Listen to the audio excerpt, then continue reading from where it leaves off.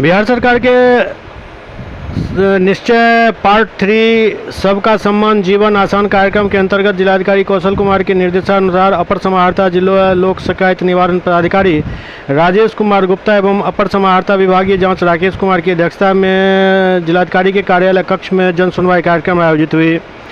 ADM ने जन सुनवाई में परिवादियों को सम्मान के साथ बैठाकर बड़े धैर्य से उनके समस्याओं को सुना और समाधान का प्रयास किया।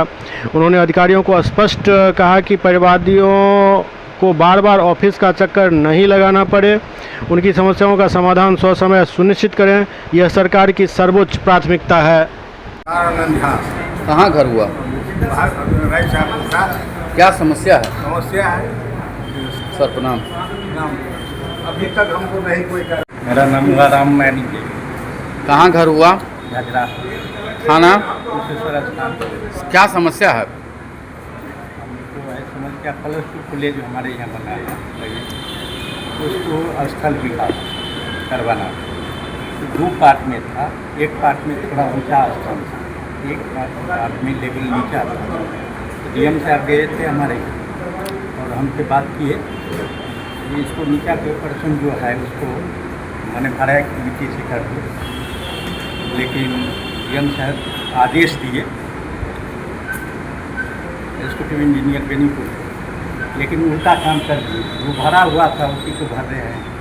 हम लोग रिक्वेस्ट किए, सर से बात हुआ, जो नीचे गड्ढा है उसको भरने, जो समतल हो जाएगा। कल जो है नेता आ रहे हैं, मीटिंग होगा, इस पर 500 आदमी का कुर्सी लग जगह बैठेगा, लेकिन ऐसा नहीं होगा। तो श्रीमान के अगर नहीं हुआ तो इसको मनरेगा से करवाइए, तो मनरेगा से कहीं मुलाकात कर लीजिएगा। और ये मुलाकात करने के लिए आए, श्रीमान कहे हैं विकास आयुक्त क्या कहते हैं इसके बाद। मेरा नाम मोहम्मद सबीर अहमद हुआ। मैं शेखपुर दानी पंचायत के अंतर्गत शेखपुरा डंगवारा का निवासी हूँ, वार्ड संख्या 12। मेरा प्रखंड हुआ क्योंकि मैं भारतीय थल सेना में बॉर्डर पर पदस्थापित हूँ। कुछ दिन पहले बिजली विभाग ने मेरे घर से सटा करके 1100 वाट का बिजली का पोल लगा दिया है। अभी मुझे 2 मंजिला मकान बनाना है, उसके लिए सहायक विद्युत अभियंता गंगवारा हमसे घूस मांग रहा है 1.5 लाख रुपये। इसके लिए हम सर के पास आए हैं अपनी गुहार लगाने। और कहीं कहीं भी आए गए थे? इससे पहले मैं कभी नहीं आया था, क्योंकि मैं बॉर्डर पर हूँ।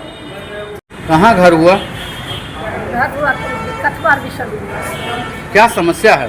मेरे ज़मीन को जो है ना सो कब्जा कर लिया है सुरेंद्र ठाकुर साहब। और जाते हैं भरने के लिए तो 5000 का मेरा मिट्टी भी लूट लिया, और उसके बाद जाते हैं तो गाली गलौज मारपीट करता है। मैं अकेली हूँ, पूरे एप्लीकेशन दे के थक गई हूँ। इंद्रासन साहब जो थे सीओ भी मिला हुआ है, नगर निगम मिला हुआ है। उसके बाद वो अनिल सिंह जो है अमीन, वो भी मिला हुआ है।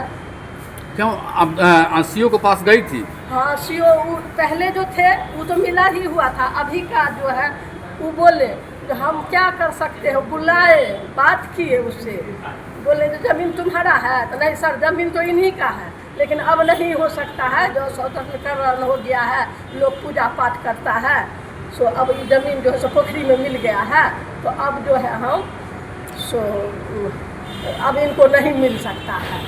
सीओ साहब बोले जो अगर तुम रहते यहाँ इनके जगह पे तो क्या करते, तो कुछ नहीं बोला, चुप हो गया। तो सीओ साहब बोले हम अकेले जाएंगे तो मार खाएंगे, क्या आप केस कीजिए जाके कोर्ट में। अभी कहाँ आए हुए थे, क्या आश्वासन मिला? अभी बात किए हैं, सीओ साहब से शायद बात किए हैं, बोले ज़मीन किनका है, तो सीओ साहब बोले ज़मीन तो इन्हीं का है, तो निराकरण कुछ कीजिए, कैसे होगा। या तो सब जो है वो ज़मीन जो है ना सरकारी है ना कुछ, वो मेरा ज़मीन भी पोखरी में काट के मिला दिया है, और पोखरी जो है वो प्राइवेट है, और कुछ DMRC का वो ऑफिस है, उसका रोड बन रहा है, उसमें भी मेरा ज़मीन जा रहा है।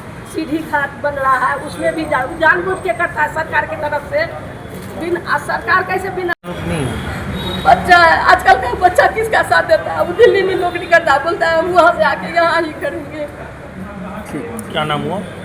भारती चौधरी।